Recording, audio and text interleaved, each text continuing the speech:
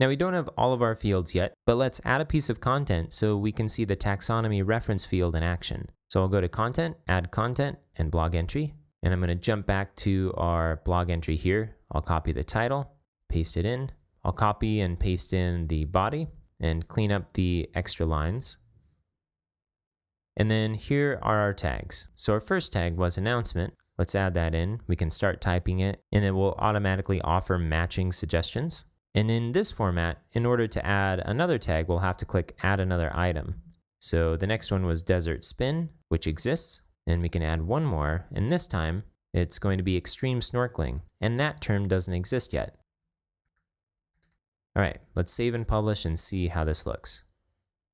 All right, so we have our 3 tags. Extreme snorkeling got added. If we click on any of these, you can see the feed of content that match this tag begin to build. So up here we have the rendered term. Again, there's no fields that have been filled out for the term, so it's empty besides the title. And then a list of teasers of each piece of content that matches this term. From this page, we can edit the term. I spelled snorkeling wrong. I spelled it snorkeling, which sounds a little like a baby alien. So let's fix this real quick and save.